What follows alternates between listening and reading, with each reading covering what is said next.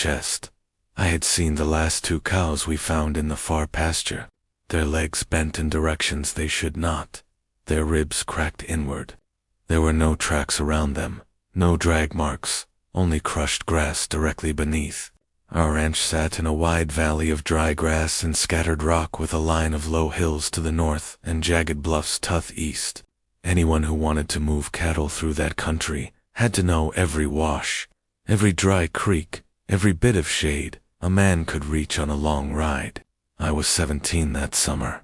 I had been riding fence and driving cattle since I could sit a saddle, but I had never seen anything like those broken animal scoyots had come after, but they had only torn at what was already ruined. We were not the only ones with trouble. 2 days before our ride, a neighbor from the next spread over. A man named Boyd rode up with dust on his hat and dreadsuite on his shirt. He swung down, tied his horse, and walked straight to where Father and Caleb were checking tack. "You'll lissing stock up in your north range?" he asked. Father nodded once. Boyd spat in dirt and rubbed his thumb along his jaw. "Same here, same way. No tracks. Bones crushed in. My boys heard something at night last week. Said it sounded like big canvas snapping in a No wind that night though. I remember the way the yard went quiet. Even the usual clatter from the kitchen stopped for a moment. I had heard something 2 nights before. I had lain awake on my cot near the window, sweat on my neck, and the sound had come faint through the open frame, a heavy slow beat, far off, with a low rumble that felt more than heard. I had told myself it was distant thunder. There had been no clouds in the sky the next day. We decided that evening to ride out and watch the far range. Father could not afford to keep losing cattle. He chose 4 of us, himself, Caleb, me, and an older hand named Rios, who had worked our land since before I was born. When Father told him the plan, Rios looked out toward the eastern bluffs for a long breath. "That country is not right," he said. "Some things out Toredo not care if we understand them." Father frowned. "Do you have something useful to say, or only that?" Ria shrugged one shoulder. "I will ride. I will bring my rifle. That is all I can offer."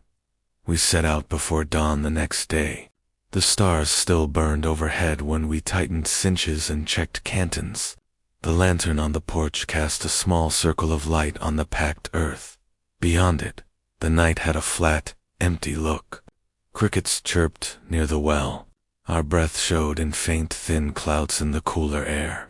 Father mounted first, then Rios, then Caleb and I. The sound of hooves on the hard ground echoed against the barn and faded into the open. The sky began to pale behind the eastern bluffs as we rode. Colors shifted from deep blue to gray, then to a pale wash of yellow. The land opened round us, low grass brushing our boots, occasional yucca standing alone. My horse moved with a steady rhythm under. The leather of the saddle creaked in time with each step. I watched dust rise in small puffs from the hoofs of Theodores ahead. My shirt clung to my back before the sun even cleared the horizon. We aimed for a set of low ridges on the north side of our land. From there, we could see down over several draws where the cattle liked to graze. That was where we had found most of the dead ones. As we rode, Caleb dropped back to fall in beside me. "You heard it too, didn't you?" he asked quietly. I did not ask what he meant. "That sound, 2 nights ago," I said. "Heavy, slow. He thought it was thunder." He shook his head. "I went outside when I heard it. There were no clouds, stars, clear across sky. The sound came from over those hills." He pointed toward the ridges we approached. It stopped after a while, just ended like someone shut a door. I wanted to tell him he was wrong. He wanted to insist it had been distant wagons or some trick of the wind. The image of those shattered carcasses came back to me instead. By mid-morning, the heat had settled over us. The sun burned down without any. Sweat stung my eyes. The horses' sides darkened with damp patches. We found the small herd we had left in Thenarth pasture, clustered near a thin line of shade along a rocky outcrop. They shifted nervously when we approached, tails flicking, heads turning toward the sky more often than toward us. I had grown up around cattle. They usually watched the ground, searched for patches of grass, or focused on each other. That day, they kept glancing upward. We made a camp on a low-rise near the center of that part of the range. From there, we had a view in every direction. Father wanted to stay through the night and into the next day. If it was rustlers, we would see them. If it was a predator, we would hear it. We staked the horses, set up a small fire ring, and laid out our bedrolls in a loose circle. No one talked much while we worked. Each of us paused now and then, eyes drifting toward the ridges and the empty sky. By late afternoon, clouds formed in the distance to the west. They rose in a tall stack, dark at the base, with bright edges in the sunlight. There had been no hint of them an hour before. The air shifted, carrying a faint smell of ozone that made the hairs on my arms stand up. Storm coming in fast, Father said. He watched the clouds with narrowed eyes. We did not see a front this morning. Rios knelt by the fire and fed in a few more branches. Sometimes storms rise from nowhere in this country, he said. The old story essay, they ride on something's back. The way he said it sent a small chill along my spine, despite the heat. I looked at them, then at the sky. The clouds climbed higher, but the air around us stayed almost still. No strong wind picked up. No distant thunder rolled. It felt wrong, like half of what should be there was missing. Toward evening, we saddled up again and rode a slow circle around the herd. The cattle shifted uneasily, bunching together more tightly. A few calves bawled and pressed close to their mothers. The sun dropped behind the western clouds, turning theolite flat and dim. Long shadows stretched from the sparse bushes and rocks. We checked the fence lines, which were rough and simple out there, more to guide the cattle than to hold them. Everything looked undisturbed. We found the first sign near a dry wash at the base of the northern ridge. Caleb saw it before I did. He raised a hand and brought his horse to a stop, staring at the sand below. I rode up beside him and followed his gaze. There, pressed to Pinto, the pale ground, was an impression I did not recognize. It stretched wider than my arms with long grooves at one end, almost parallel, each ending in a deeper puncture. The sand around it had a scattered look as if something heavy had hit from above and bounced or lifted away. Father and Rios joined us. Father dismounted and stepped carefully around the mark, not willing to disturb it. He crouched and touched the edge of the impression with 2 fingers. Not a hoof, he said. Not a wagon wheel, not a cat, not a bear. Rios folded his. It fell hard, he said. Whatever it was, came straight down. I looked up without thinking. The sky above us held only high, thin wisps near the rising storm mass. There were no birds in sight, no vultures circling, no crows, only empty blue in the dark wall of the distant clouds. We followed the wash a little farther and found another mark, this one shallower, as if something had brushed the surface rather than struck. Beyond that, there was nothing. No trail leading away, no sequence of prints, just the wash curling along the base of the ridge and disappearing into a maze of rocks. My chest tightened with a feeling I did not want to name. The land I had known my whole life no longer felt familiar. The shapes were the same, but some unseen order had shifted. I glanced at Caleb. His jaw was set, but his eyes moved across the sky in short, quick jumps. "We stay anyway," Father said. His voice sounded harder than before. "Whatever is doing this is not taking any more of my herd. We will keep watch in pairs through the night." I did not argue. None of us did. Still, as we turned our horses back toward camp, I felt a weight settle between us. It stayed with me even after the sun went down and the first low rumbles began to reach us from the direction of the strange, fast-building storm.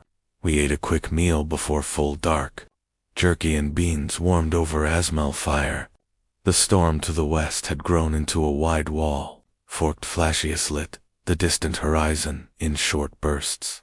A thin wind began to move across the grass, carrying a dry, charged smell that made the skin on my arms tighten.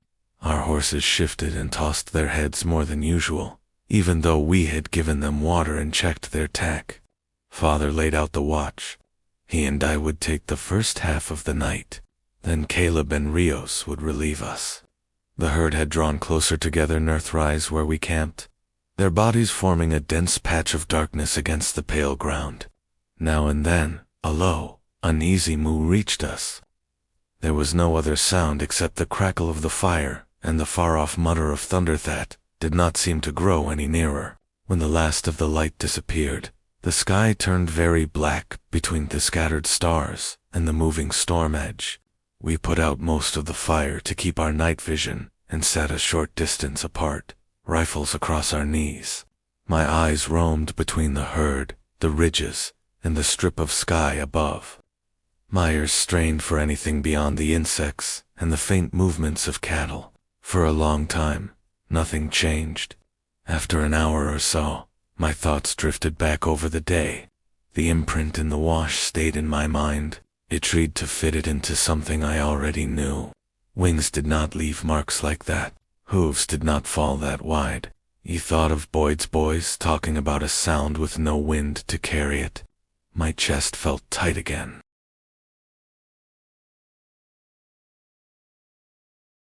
I forced myself to breathe steady and keep my gaze moving. Sometime past midnight, the air shifted. The wind dropped away until it barely moved the grass at our feet. The crickets hushed almost at once. The sudden quiet pushed against my ears. He looked over at Father. He had turned his head slightly, listening. He lifted one hand, palm flat, a signal to stay still. At first I heard nothing. Then, a low pulse reached us from above. It did not sound like wagon wheels or hooves or any storm I had ever known. It came in slow, heavy beats. Each one carried a faint pressure that brushed against my chest and shoulders. Between those beats, an uneven rumble spread across the sky. It seemed to shift from one part of the dark to another, hard to pin down. The cattle reacted before I fully understood what I was hearing. A ripple of movement passed through the herd. Some pushed against others, trying to press toward the center. Calves cried out high and sharp. One cow bolted a short distance then stopped, sides heaving. Our horses jerked against their picket lines and snorted, eyes rolling white in theglow from the few remaining coals. The sound above us grew stronger. The slow beats came closer together. The pressure against my body deepened, as if the air itself had gained weight. I tilted my head back and squinted, trying to pick out a shape against the stars. For a few moments, I saw nothing. Then one section of the sky turned darker than the rest. It moved, sliding across the stars, without any outline I could hold on to. They vanished behind it and reappeared after it passed. Father rose to his feet in one unhurried motion and lifted his rifle. "Do not shoot unless it comes for us," he said quietly. "We do not waste shots on shadows." His voice was steady, but I could tell he was forcing it to stay that way. I stood beside him, rifle ready, mouth dry. My heart pounded so hard, I felt it in my throat. The heavy beat swung wide over us and then swept out toward the herd. The cattle bellowed and surged in a rough wave. Dust rose around them, faint in the dark. Something passed overhead again, lower this time. I still could not see a clear form, only a broad absence against the sky, too large to match any bird I knew. The wind that followed it carried a sharp smell, not rot and not musk, but something mineral and harsh that made my nose sting. There was a single short scream from one of the cows. The sound cut off almost as soon as it began. I saw movement at the edge of the herd. A sudden lift and drop dust boiled up around that spot. The dark shape overhead lurched, then climbed with a slow, powerful rise.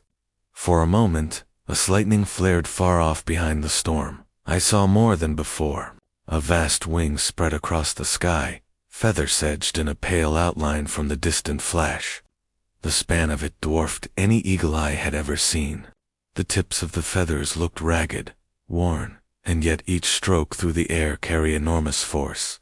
Beneath that wing, I glimpsed a hooked beak and a head that turned with sharp intent, ice reflecting a faint, cold glint from the lights on the horizon. Then the night closed over it again. The beats of its wings grew fainter as it moved away, carrying whatever it had taken. The herd stayed in motion for a while longer, milling and crying, but no more animals fell. Slowly, the cattle settled into a tight, restless cluster. The crickets remained silent. Even the distant thunder seemed to hold back. I realized I had not taken a full breath since the scream. When I finally forced air into my lungs, my chest hurt. I looked at Father. He kept his gaze on the sky a few moments more, before lowering his rifle. His face looked drawn in the dim light. "You saw it," I said. My voice sounded rough. He nodded. "I saw enough." We stood there in the thinning dark, not speaking, until the air eased a little and some of the night sounds crept back. When our watch ended and it was time to wake Caleb and Rios, I did not want to lie down. Sleep felt impossible. Still, Father insisted we keep the schedule. "We need clear heads tomorrow," he said. "Whatever that was will not be the last of our problems." When I shook Caleb awake and told him what had happened, Hester passed me toward the herd. "It took one?" he asked. "Yes, clean, fast, no sound after." He pulled on his boots, jaw clenched. "Then it will come again," I said. "Nothing that hunts that way takes only once." I lay on my bedroll, but kept my eyes open. I listened to the second half of the night unfold in small fragments. Low murmurs between Caleb and Rios, the occasional stamp of a hoof, one short burst of nervous cattle noise that died away quickly. The wing beats did not return before dawn. At last, pale light seeped into the sky, and I pushed myself up with stiff arms and a heavy head. The herd looked smaller in the morning. We rode out and counted one full-grown cow was missing. No body, no blood, no torn ground, only a broad area of churned hoofprints where the cattle had surged. I felt a hollow ease open in my chest. Seeing the absence in daylight pressed the truth in deeper than the brief vision in the dark had done. Father gathered us near the rise. His eyes were red from lack of sleep. "We have a choice," he said. "We can drive the herd back, toward the home pastures, and hope it will be enough to keep them safe. Or we can stay out here and try to stop whatever this is." Rios looked toward the ridges. "If we move the cattle, it will follow," he said. "It has found easy prey. It will not forget." Caleb turned to Father. "We cannot just wait for it to pick them off," he said. "We may only get one chanceto face it, on ground we choose." I listened to them and felt a resolve start to form under my fear. The thing in the sky was real. It had a body and weight. It left marks in the sand and gaps in our herd. If it existed in our world, it could bleed in our world. I clung to that thought as we argued over our next move. The smell of trampler grass and the memory of those crushing wing beats pressing in on us from every side. Father decided we would not return him yet. If we did, the creature could strike closer to the ranch house where there were more cattle, more horses, endless open ground. Out here, we had room to see it coming. We had ridges to climb for vantage. We had space to drive it off, or kill it if we could. None of us said the part we all knew. If we failed, it would follow us back anyway. The sun climbed into a pale, washed-out sky. The storm to the west drifted north without ever reaching us. The air still held that charged smell, faint but stubborn. We saddled the horses again and moved the herd into a wider basin ringed by low hills. It wasn't a proper corral, but the hills gave some shape to the area. The cattle bunched up more tightly than usual, moving as if they expected the sky to drop something on them at any moment, while Father and Caleb rode ahead to check the far end of the basin. I stayed back with Rios near the center of the herd. I watched the animals shift and lift their heads, ears twitching. their bodies pressed close enough together that the heat rising from them made the air waver. I could hear their breathing in the steady clack of hooves against loose stones. Every few minutes, one would snort and shake its head, glancing upward. "I have seen strange things in my ears," Rio said as he checked the load on his rifle out in the mountains far south of here, "but nothing with awing span that large." "You've seen something like this?" I asked. He shook his head. "Not this, never this. But I know when land is uneasy. This place has been wrong for weeks. The birds left before the heat came. Tracks disappear in the dust. The storms gather without water." "You think it's tied to that thing?" "I think it is not alone," he said quietly. "Some places breed oddities. Maybe this one hatched in the cliffs. Maybe it wandered from somewhere farther. But nothing that size comes into a valley unless something has pushed it out or brought it in." His words stayed with me. We rode forward to regroup with Father and Caleb. They sat their horses near the far ridge, looking toward a cluster of jagged rock spires rising from the ground like the remains of an old wall. A narrow path wound between two of them, barely wide enough for a horse. Father pointed toward the rocks. "Tracks in the dust," he said. "Not hoofprints, not boots. Something dragged across the ground there." Caleb leaned over his saddle horn and the marks stopped in the middle. "Nothing leads out." I thought again of the imprint we had found the day before. Something falling from the sky. Something lifting away. Something dropping out of sight into those rocks. We rode closer. The rocks towered above us in a crooked line, their surfaces rough and cracked, stir with pale mineral veins. The shadows between them were deep even in daylight. The path in the center sloped downward enough that I couldn't see where I felt sweat gather at the back of my neck. We dismounted and tied the horses to a low boulder. Father took Thelid. Caleb followed.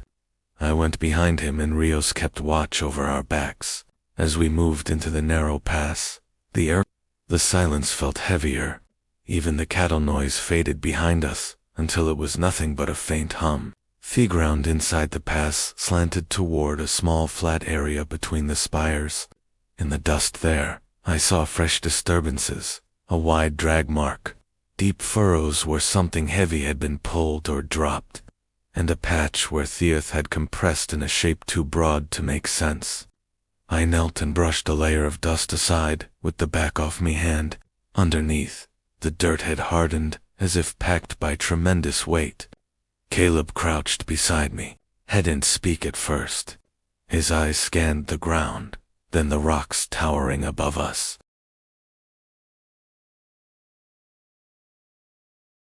"It hides here," he said softly. "This is where it drops what it takes." Father stepped forward and examined the area in silence, his jaw. "There's no blood," he said. "It didn't eat the cow here. Maybe it carries things farther," I said. "Or it has a nest," Rios murmured. That word pushed a cold feeling into my chest. A nest meant eggs. A nest meant more than one. I tried to dismiss the idea, but marks around us suggested something large, moving with purpose. Before we could examine further, a deep tremor passed through the rocks. It wasn't strong enough to shake the ground, but the vibration traveled through the air like a pulse. I looked up at the ridge. A shadow slid across them, too fast to catch properly, yet unmistakably vast. Father raised his rifle. "Back to the herd," he said. Now, we climbed out of the pass and mounted quickly. The horses sensed the urgency and moved without hesitation. When we cleared the last rise and saw the basin again, the cattle were already in motion. They pushed toward the southern side, their bodies heaving and shifting. Dust rose thick around them. Above the herd, a dark shape circled thin sunlight, caught the edges of its wings as it dipped and turned. Each slow flap sent a rolling pressure over the ground. The sound grew louder with every pass, the same heavy rhythm I had heard during the night. The creature angled downward, then climbed again, surveying the herd with a predatory patience that twisted my stomach. "It's hunting in daylight," Caleb said. It's not afraid of us. It doesn't need to be Rios Repli. It knows its strength. Father spurred his horse forward. We need to break its pattern, he said. If we scatter the herd, it may lose focus. What if that makes it worse? I asked. We have no choice, he said. It will pick them off one by one if we let it. We rode hard into the basin. Dust churned beneath the horse's hooves. Cattle surged away from us. The creature above shifted its flight, its dark body tilting with controlled precision. I could see its head now, long and sharp-beaked, with eyes fixed on the moving mass below. As we cut through the herd, trying to create deliberate channels and push some animals toward the hills for cover, the creature swooped lower. The wind from its wings hit us like a sudden drop in air pressure. My hat nearly flew off. My horse stumbled, then recovered. Keep moving, Father shouted. The creature passed overhead again. I lifted my gaze for a split second. The underside of its wings stretched across the sky like a living canopy of dark feathers. Beneath its chest, I saw a theckerel of talons, long enough to pierce a steer's flank. Its feathers shifted in layers, each one edged in a dull matishing. Caleb rode alongside me. We cannot outride it, he said. If it wants one of us, we're too slow. We stay together, I said. It will go after Thacketal first. Before he could answer, the creature turned its body sharply and dove. The sound of its descent tore through the air. It aimed for a cluster of cows near the far end of the basin. One animal broke structure and bolted away. That was all the creature needed. It hit the cow with an impact that sent dust flying outward in a thick ring. Thako screamed once and then went silent. But it didn't lift away this time. It stayed on the ground. The sight of it standing there in the dust sent a jolt through me. Its legs were thick and powerful, ending in talons already buried in the cow's flesh. Its neck arched as it gripped the animal. The top of its head reached higher than any man. Its feathers lay close to its body, dark and coarse, shifting with each breath it took. The wings folded halfway, but even half folded.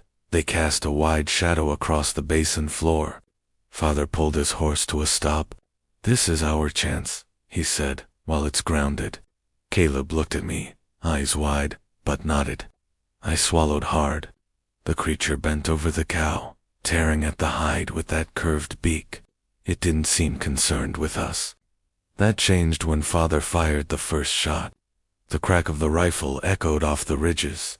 Thebelet struck the creature's shoulder, sending a burst of dark feathers into the air. It let out a sound that shook the ground beneath us, a deep vibrating shriek that pressed into my chest and rattled my teeth. It turned its head toward us in one sharp motion, its eyes fixed on us. They were dark with a bright narrow ring around each pupil. Cold, focused, a hunter's stare. Then it spread its wings. The wings opened so wide that for a moment the sun vanished behind them. Dust lifted in a rolling wave as the creature braced itself. I gripped the reins hard and steadied Miracle. The air filled with the rough scrape of feathers shifting into place. The creature stepped forward from Thephalin cow, its talons leaving deep impressions in the ground. Spread out, Father yelled. Make it choose. We fanned out on horseback without needing more direction. The creature tracked our movement with quick jerks of its head. Its wings rose and fell in small pulses, not yet launching, but building force. He could feel the ground vibrate beneath my horse's hooves. Father fired again. The shot struck the creature's side. It flinched, wings twitching upward. Caleb and I fired next. One bullet grazed its wing, the other buried into its flank. More feathers scattered, but it did not stumble. Instead, it lifted its head higher, its beak opening with a short, sharp cry. That sound pierced more than the one before. It stung the inside of my ears and pushed a pressure down. Rio spurred his horse forward, bringing him closer than the rest of us dared. He rode between two clusters of catal, using the dust they kicked up as a partial screen. He lifted his rifle and aimed for the creature's eye. The creature moved before he fired. It lunged, wings slamming downward in a single violent motion. The rush of air struck Rios's horse broadside. The horse reared and twisted, nearly throwing him. Rios held on with one hand, clenching the reins and leaning low. His rifle went off. The shot fired wide. The creature closed the distance between them in a few strides. Its talons smashed into the ground where Rios had been a heartbeat earlier. Dirt sprayed upward in a hard arc. Rios jerked his horse aside just in time, but the creature's beak snapped shut inches from his leg. The horse screamed and bolted, carrying Rios away from the creature's reach. Father and Caleb fired again. I joined them, forcing myself to breathe slow and steady. One bullet punched into the creature's wing bone. It shuddered and hissed, feathers bristling. It turned its full body toward us. Its wings rose, reached their fullest span and then slammed down again with a force that shook the basin. It took to the air. A sheet of dust rose beneath it. The cattle scattered in all directions. The horses danced sideways, hooves scraping rock. I ducked low in Thessadel as the creature surged upward, its wings pumping with heavy, deliberate strokes. It gained height, circling above us, shadow gliding across the ground. Caleb reloaded fast, hands moving on instinct. "It's watching for an opening," he said. Father kept his rifle trained upward. "We hold position. Don't run. If we scatter, it will single one of us out." The creature banked to the right, its wings bent slightly, catching the rising heat. It circled once, twice, then tipped its body downward. The angle sharpened with each second. I realized where it was aiming before anyone said a word. It was coming for me. My breath stalled. I turned my horse, kicked hard, and leaned low along its neck. The creature descended with a speed I could hardly track. The sound of its wings beat against my back. Dust swirled around me in dense clouds. I heard the creature's cry, deep and resonant, closing the distance. A shot rang out, Caleb's rifle. The creature swerved mid-dive, veering slightly off its path. Its talons rad the air where I had been an instant before. My horse stumbled, but regained its footing. I didn't look back. I kept riding until Father's voice cut through the chaos. "Turn. Don't let it chase you alone." I forced myself to pull the horse around. The creature climbed, its wings dragging a long shadow across the ground. I saw a streak of dark blood on its left flank. Its flight wavered for a moment. It wasn't enough to weaken it, but enough to Father motioned us in. "Stay tight. We make a wall." We formed a rough line, rifles raised. The creature circled above, decreasing altitude with every pass. It considered the new formation, its movements less fluid now. The wound on its flank dripped a slow trail that fell in thin streaks to the ground. Rios rejoined us, breathing hard, hat missing, sleeve torn. "We heard it," he said, "but not enough." The creature folded its wings partially and dropped again. This time, it aimed not for a single rider, but for all of us at once. It came in low, wings fully spread, talons reaching forward. We fired together. The shots cracked through Thier in rapid bursts. Feathers burst from its body. One bullet struck its shoulder joint, another hit near its throat.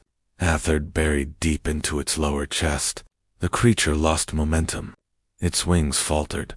Instead of sweeping over us, it crashed into the ground with a force that sent dust flying high into the air.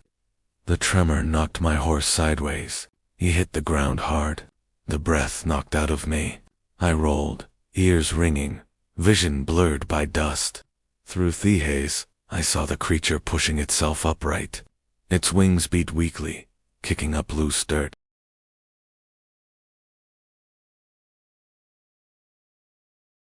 Its head swung side to side, searching. Its eyes were darker now, unfocused, but still dangerous. I heard boots running. Caleb reached me first and pulled me to my feet. "Can you stand?" I nodded, though my legs trembled. Father approached the creature, rifle raised.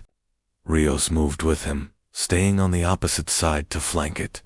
They advanced slowly, careful not to get close enough for a final strike from its talons. The creature staggered, but managed to spread its wings halfway.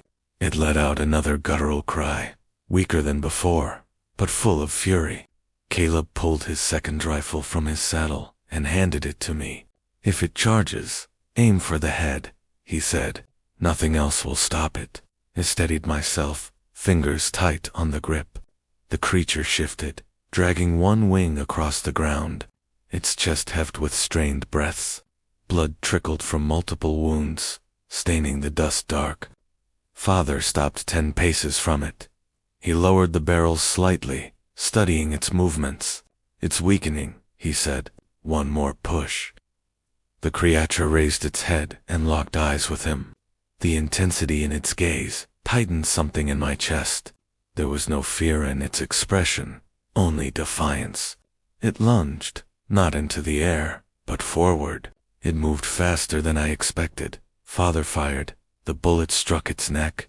Caleb fired a split second later. His shot hit just above the creature's right eye. The impact snapped its head back. Its body swung sideways, legs buckling. It hit the ground and slid in a long drag of feathers and dust. A silence fell over the basin.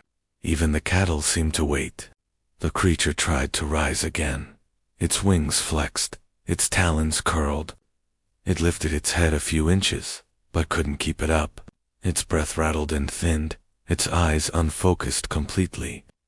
After a final shallow exhale, its body sagged into the dirt. Everything went still. Father approached cautiously, rifle trained on its eye, and edged its beak with the toe of his boot. No reaction. He stepped closer, examined the chest, then the wings, then the head. "It's dead," he said. My legs almost gave out in relief. Caleb exhaled hard and leaned on his saddle. Rios ran a hand across his face, shaking his head slowly. I approached the creature's body. Up close, its size became overwhelming. The wings stretched wider than any wagon we owned. The feathers were coarse and heavy. Its beak, curved and sharp, looked strong enough to snap a man's arm. The talons, thick and hooked, had punctured deep into the ground during its last movement. "This thing has ruled this valley for years," Rio said. "Maybe longer." Father didn't reply. He stared down at the creature for a long moment, jaw set, eyes distant. "We don't tell the neighbors anything until we ride home with proof," he finally said. "They need to know it's gone. They won't believe it otherwise."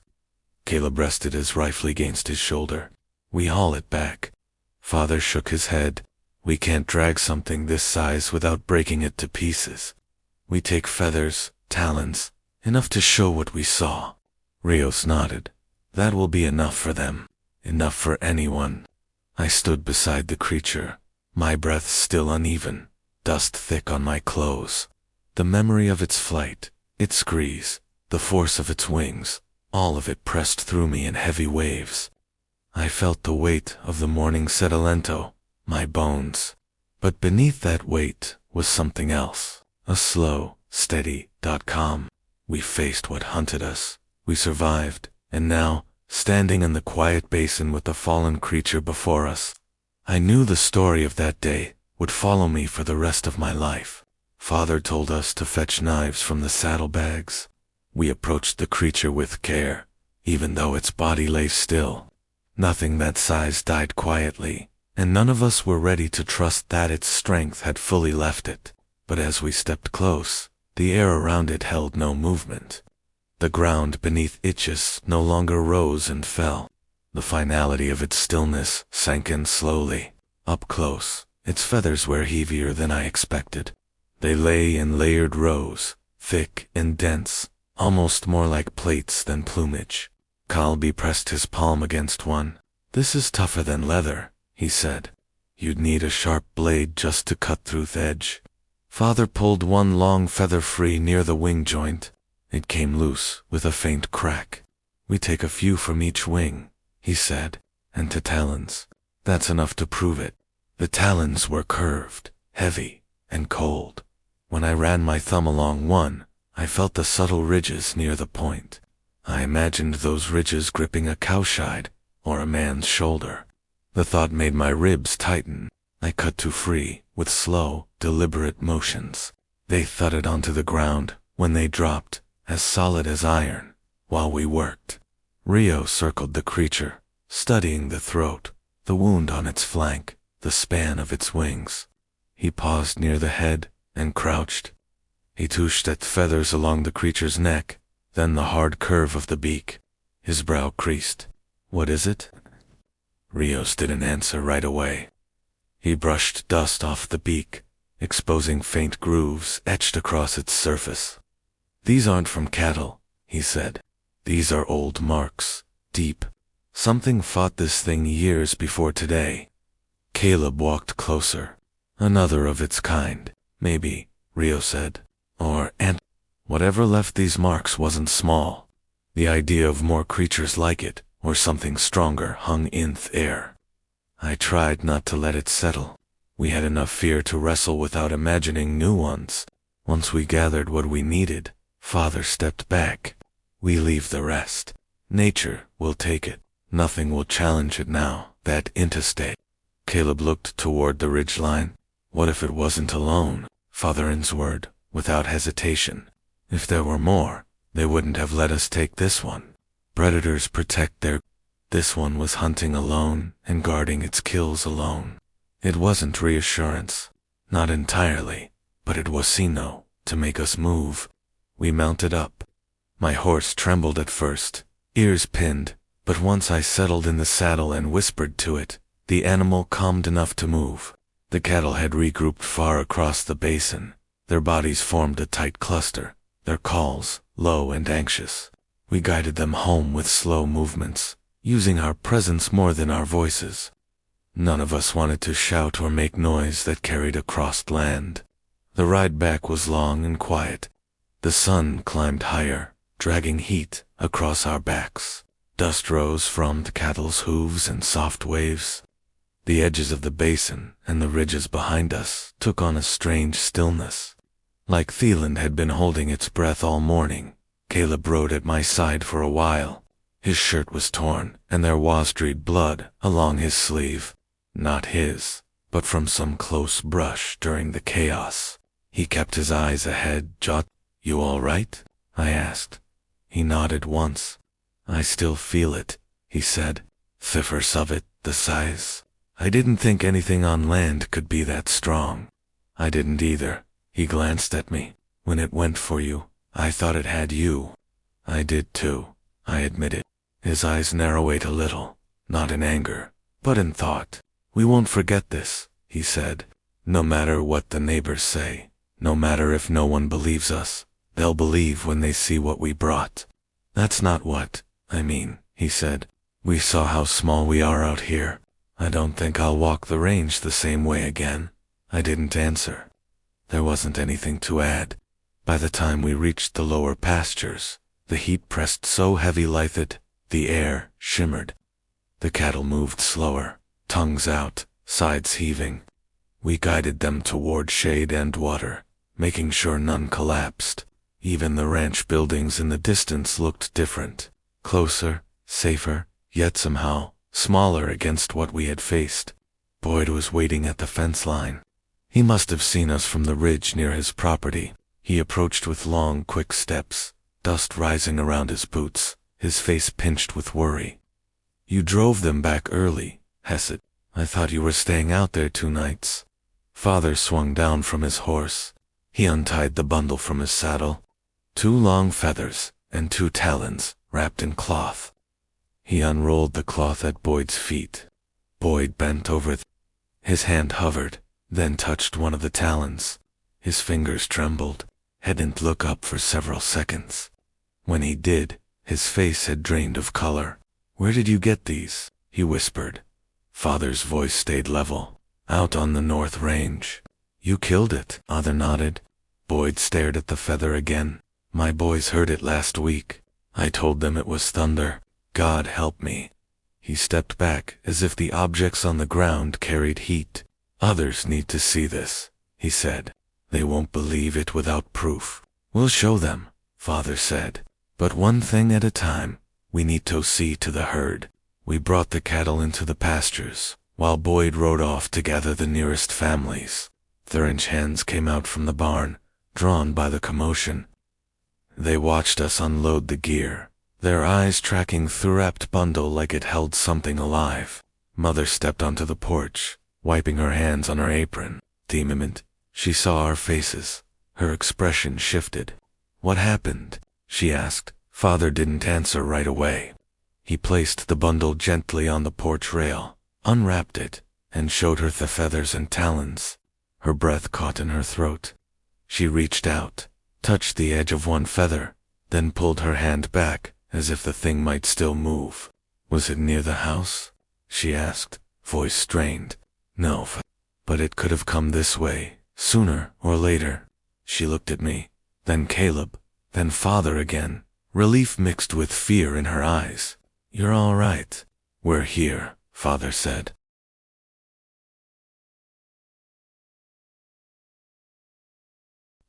Washed the dust from our faces and drank cold water from the well. My muscles OC'd from the fall and the long ride. Maizen shook more than once when I tried to hold the ladle. People arrived soon after. Boyd and his sons, the Myers from the South Tract, and a few men from the next ranch over. They gathered on our porch, eyes fixed on the feather sand talons. There was confusion at first, then disbelief, then a quiet awe that settled into silence. One of Boydson's leaned close.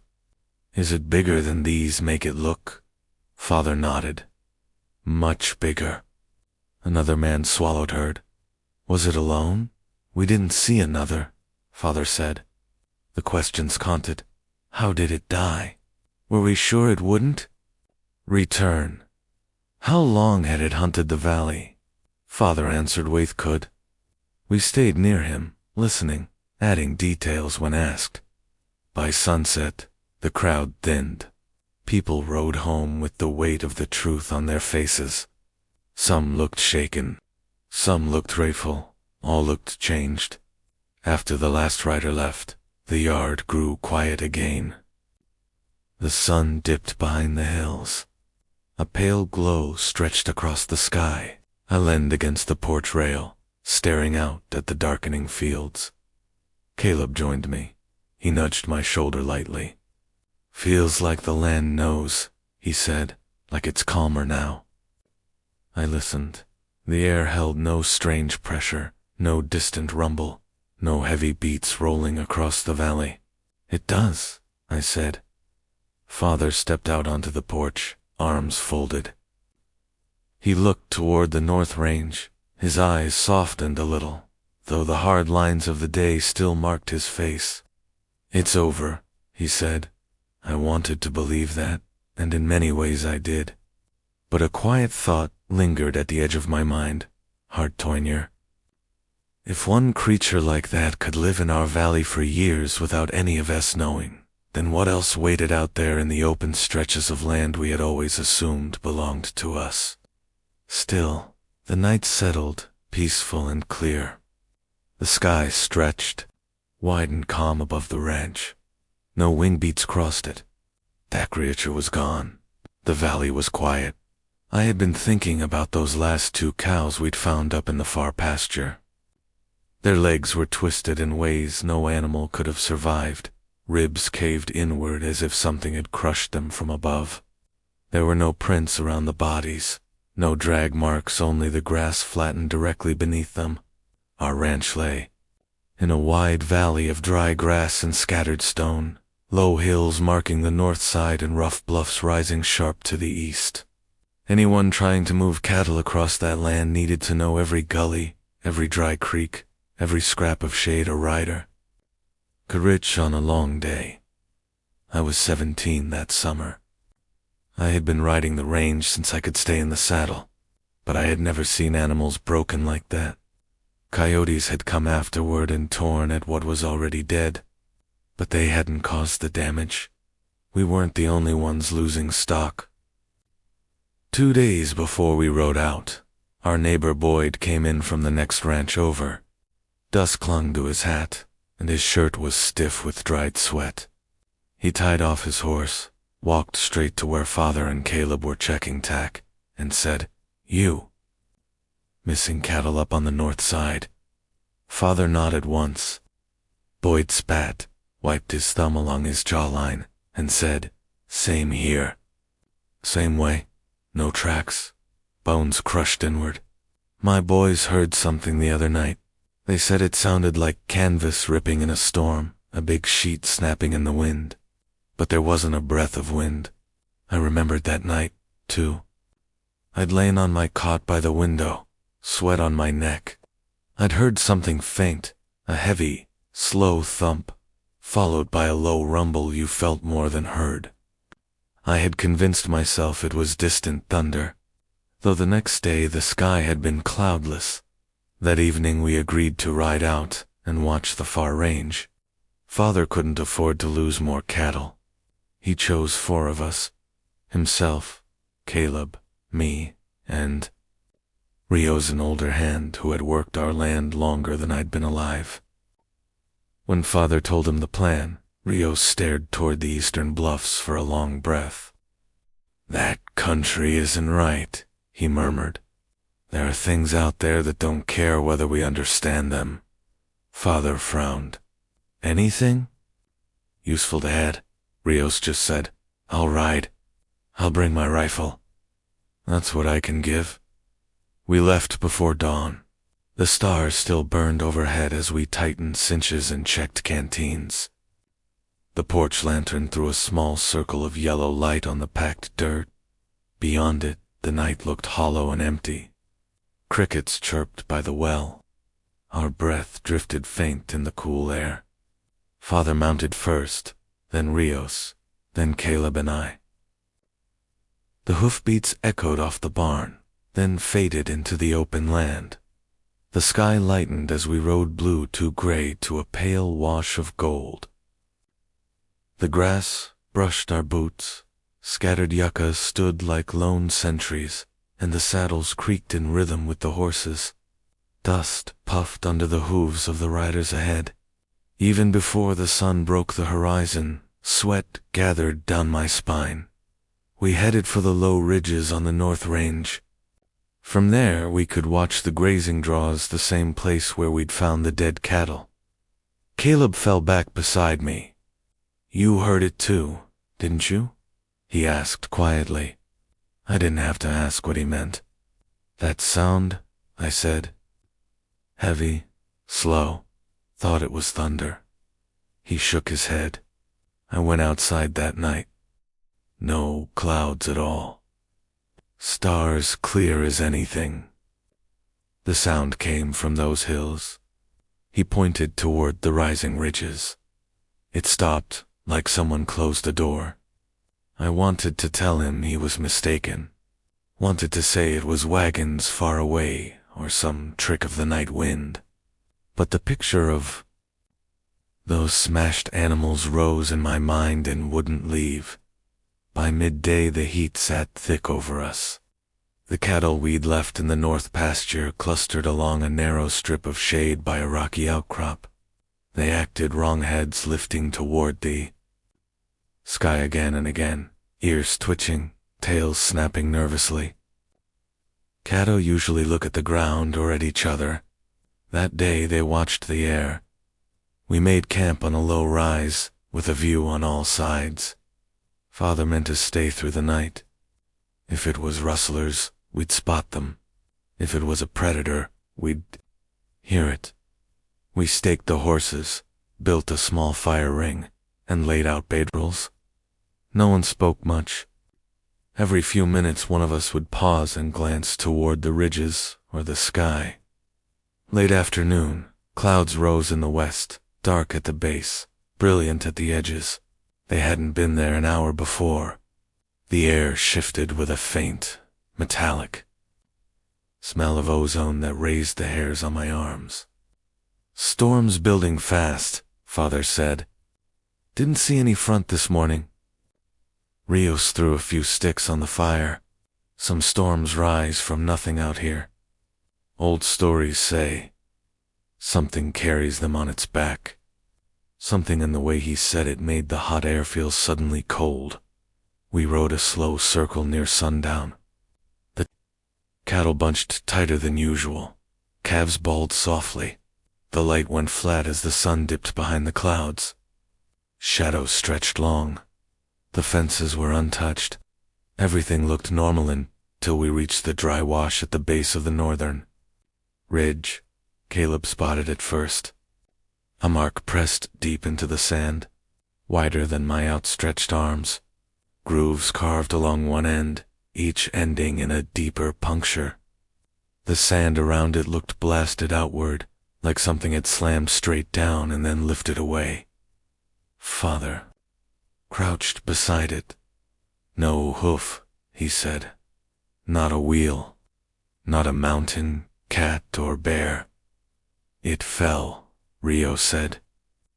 Whatever it was came down hard. I looked up without thinking. Empty sky. No birds. No wind. Only the towering storm building far away. We followed the wash and found a second mark shallower, like something had skimmed the surface. After that, nothing. No trail, no prints, nothing leading away. The land I'd known my whole life felt suddenly foreign, as though something had shifted beneath the surface without changing its shape. Caleb's jaw was tight, but his eyes kept darting across the sky. "We stay," Father said. His voice had a hard edge. "Nothing takes more of my herd. We watch in pairs." None of us disagreed. The weight between my shoulders stayed with me. Long after dark, as the first distant rumbles rolled from the strange, fast-building storm, we ate a quick meal jerky and beans warmed over the fire. The storm had grown into a long wall across the west. Lightning flickered at its edge. A thin wind carried a dry, charged smell. The horses tossed their heads, though we had watered them, and checked their tack. Father divided the night watch. He and I would take the first half. Caleb and Rios would take the second. The herd clustered close on the slope nearby, a solid patch of shifting darkness. Now and then a low, uneasy call drifted across the grass. No other sound came except the fire's crackle in the distant, constant mutter of thunder that never seemed to come any closer. When the last light drained from the sky, the blackness above us felt deeper than it should have.